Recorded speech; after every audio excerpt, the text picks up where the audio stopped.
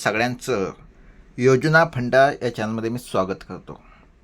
या ठिकाणी आपण बघताय की जे काही पीक विमा भरण्यास मुदतवाढ या ठिकाणी राज्य सरकारनं दिली आहे.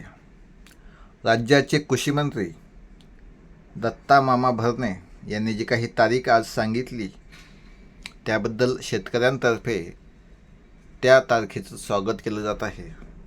कारण सगळ्यात महत्त्वाचं म्हणजे पहिल्यांदा पीक विमा भरण्याची तारीख ही 31 जुलैवरून वाढवण्यात आलेली आहे.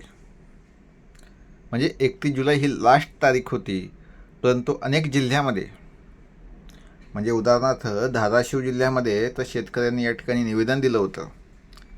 कारण त्या ठिकाणी अनेक सेतू केंद्रावर मोठ्या प्रमाणात टेक्निकल एरर दाखवत होतं आणि त्यामुळे या ठिकाणी अनेक शेतकरी वंचित राहत होते पीक विमा भरण्यापासून. त्यामुळे आता तारीख या ठिकाणी शासनानं 10 ऑगस्ट केली आहे. बघा किती, 10 ऑगस्ट. हे बघा, ही मुदतवाढ राज्य सरकारने शेतकऱ्यांची मागणी आणि अर्जासाठी अधिक वेळ मिळावा म्हणून दिली आहे, असं स्पष्टपणे या ठिकाणी दत्ता भरणे जे राज्याचे कृषी मंत्री आहेत त्यांनी सांगितलं. बघा, महत्त्वाची माहिती म्हणजे अशी की नवीन अंतिम तारीख आहे 10 ऑगस्ट 2026. अर्ज हा ऑनलाईन किंवा जवळच्या CSC म्हणजे आपले सरकार सेवा केंद्र जे सेतू केंद्र आहे त्या ठिकाणी तुम्ही भरू शकता. आवश्यक डॉक्युमेंट त्यासाठी काय आहेत हे आपण या व्हिडिओमध्ये बघू. बघा, आधार कार्ड हे महत्त्वाचं आहे. त्यानंतर ॲग्रिस्टॅग फार्मर ID, याला शेतकरी ओळखपत्र आपण म्हणतो. नंतर एक पीक पाहणी अहवाल ज्याला आपण डिजिटल क्रॉप सर्वे नोंद हे नाव आहे. त्यानंतर आपल्या शेतकरी बांधवांना माहीत आहे की 7/12/8 असल्याशिवाय तो शेतकरी असूच शकत नाही, नॉर्मल गोष्ट आहे. त्यामुळे 7/12/8 हा लागू असल्यास तो उतारासुद्धा दाखल करायचा आहे. आणि बँक पासबुक जे आपल्याला DBT, कारण सगळं डायरेक्ट बेनिफिट ट्रान्सफर आहे, सगळं ऑनलाईनच असल्यामुळे या ठिकाणी बँक पासबुकसुद्धा जमा करायचं आहे. आणि पेरणीसंबंधी माहिती जे आपलं पीक आहे त्यासंबंधित या ठिकाणी माहिती फिलअप करायची आहे. हा व्हिडिओ आपल्या शेतकरी बांधवांसाठी बघा, त्यामुळे हा व्हिडिओ शेवटपर्यंत बघत चला आणि त्या शेतकरी बांधवांपर्यंत गेला पाहिजे ही जिम्मेदारी बघणाऱ्यांचीच आहे. आपले जे ग्रुप असतील, व्हॉट्सअप आहे, फेसबुक आहे, त्याच्यावर शेअर करत चला ही माहिती. बघा, पीक पाहणी आणि अर्जातील माहिती.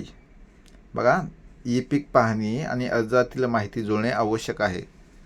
तफावत आढळल्यास दावा नाकारला जाऊ शकतो. बघा शेतकरी बांधवांनो, अनेक जण आपले शेतकरी बांधव या योजनेपासून वंचित राहत आहेत. त्याचं मेन कारण हेच आहे. पीक पाहणी आणि अर्जातील माहिती जुळणे आवश्यक आहे.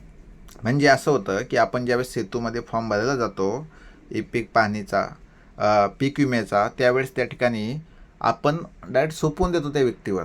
जो फॉर्म भरतो आहे आपल्याला वाटतं तोच माहिती टाकतो आहे, तोच सगळं फॉर्म भरणार आहे, आपल्याला काय त्याच्यातलं कळत नाही. आपण फक्त ठराविक गोष्टी त्याला सांगतो. परंतु तसं न करता आजकाल आपल्या शेतकरी बांधवांची जिम्मेदारी आहे की आपल्या नावापासून ते शेवटच्या घटकापर्यंत नंबर वगैरे, बँक अकाउंट, तुमचा आधार कार्ड नंबर हे सगळं तुम्ही स्वतःहून चेक करायचं आहे. ही जिम्मेदारी आपल्या शेतकरी बांधवांची ज्याचा अर्ज आहे ते स्वतःची आहे, लक्षात घ्या, सगळ्यात महत्त्वाचं. त्यामुळे हे वाक्य पुन्हा एकदा नोट डाऊन करून सांगतो. इतकं महत्त्वाचं आहे की पीक पाहणी आणि अर्जातील माहिती जुळणे आवश्यक आहे.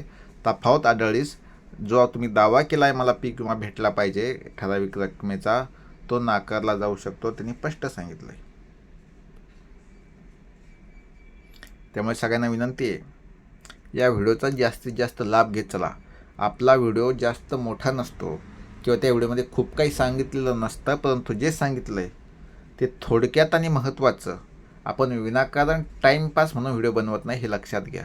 त्यामुळे आपल्या चॅनलला अजूनही ज्या शेतकरी बांधवांना सबस्क्राईब केलं नसेल त्यांना विनंती, आपल्या चॅनलला सबस्क्राईब करा आणि बेल आयकनसुद्धा दाबून ठेवा. म्हणजे जो व्हिडिओ आपण नेक्स्ट बनवतो आहे, जो सोडणार आहे, तो लगेच तुम्हाला येईल.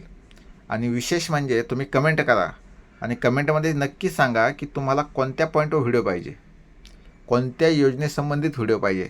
जी योजना आपल्या शेतकरी बांधवांसाठी महत्त्वाची आहे आपल्या विद्यार्थ्यांसाठी महत्त्वाची आहे, वृद्ध व्यक्तींसाठी महत्त्वाची आहे, त्याच्यावर आपण व्हिडिओ घेऊन येत असतो. ही गोष्ट सगळ्यात महत्त्वाची आहे. त्यामुळे सगळ्यांना जय महाराष्ट्र, जय हिंद, जय भारत.